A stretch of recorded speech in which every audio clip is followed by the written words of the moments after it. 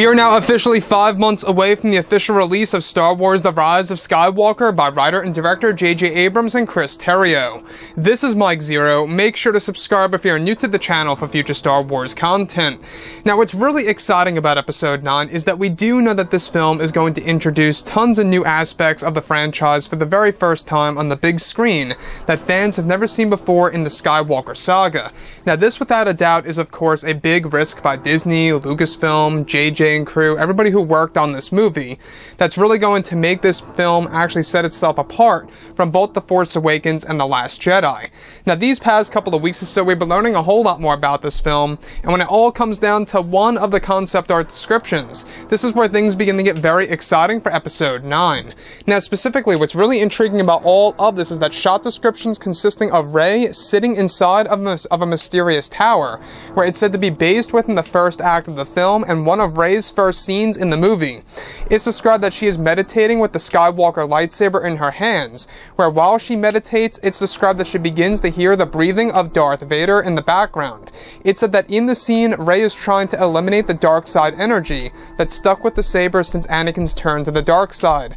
As Rey meditates with the saber, she begins to hear all of the voices of the past that interacted with or once held the saber, including voices of Obi-Wan, Luke, Vader, and even Kylo Ren, indicating that Kylo once owned the saber before it was either stolen or lost.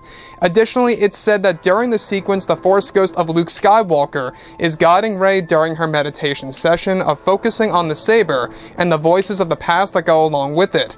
It's explained that for an unknown reason, the saber holds a strong connection to Vader and Anakin's past, hence why Abrams introduced the breathing of Vader, as well as in The Force Awakens. So let's go over a couple of parts about this. Now, we do know that Episode 9 is going to introduce tons of new aspects just like this, where in this scenario we have the dark side energy that Rey is trying to eliminate that is actually attaching itself to the Skywalker lightsaber.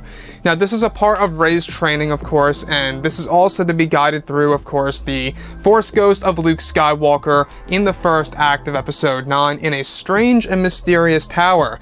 Now, I want to go over this tower. Now, I don't know if you guys have been following Galaxy's Edge, but it almost seems like that this tower could very well be taking place on the world of Batuu. Now, Galaxy's Edge, by the way, is the theme park of course, Star Wars overall. And the world is called Batuu, and over there, there's a thing called Black Spire, not to be confused with the Dark Spire that appears for Kylo Ren in the second act. But Black Spire, this most certainly could very well be in taking place on the world of Batuu in the first act of Episode 9, as well as the tower.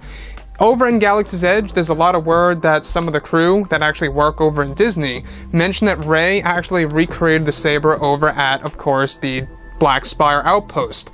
And over there, you know, we do know that there's going to be a lot of connections to Star Wars Episode 9. In fact, the park itself is said to evolve over time, so that's one thing to keep note of. Now, the thing about this scenario is that we have Rey meditating through the help of Luke Skywalker's Force Ghost, and she hears the voices of the past, including Darth Vader's breathing, Obi-Wan, Anakin, Luke, you name it, everybody that actually has once been near or held on to Anakin's lightsaber that also belonged to Luke Skywalker. Even Kylo Ren's voice is said to be heard in the background. And that implies right then and there that Kylo Ren once owned the saber well before the events of The Force Awakens, before it was either, like I say, stolen or lost. Now, what's really great about this also is that this really does evolve the character of Rey. It opens up right off the bat with her training through the ways of the Force with the help of Luke's Force Ghost.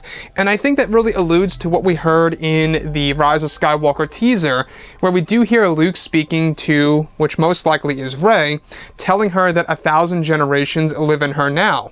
Now, what I like about that is, of course, it creates some mystery, right? What's the 1,000 generations? Does that have something to do with the Jedi? Does that have something to do with the Skywalker family, which we will be getting into just later? Tune in for that. But what's really exciting about Episode 9 as well is that we also know that the saber itself holds a strong connection for an unexpected reason to Darth Vader's / Anakin's past. Now, yes, there is dark side energy that is already attached to the saber itself that Rey tries to eliminate, however unsuccessful in the first act of this movie. But the unexpected, alright, the unknown reason, I should say, as to why there's dark side energy attached to this thing really does mystify the audience in my point of view. We do know that this movie is going to be very heavy on the Force, Jedi, and Sith lore that's going to expand the Star Wars franchise and the current lore that we are already used to in the current canon material that falls under Disney. So with that being said, the last thing I just gotta say here is that I'm really excited to see, what this scene is going to look like on the big screen. It seems like JJ really wants to introduce new training methods for a Force-sensitive individual that is training through the ways to becoming a Jedi or something completely new within the sequel trilogy itself. Anyways, guys, drop a comment below. Let me know what you think about all of this in the comments. And if you guys did enjoy the content for today, do make sure to drop a thumbs up on this video to support the channel. I thank you all so very much for the kind support, and I'll catch you guys next time. Gun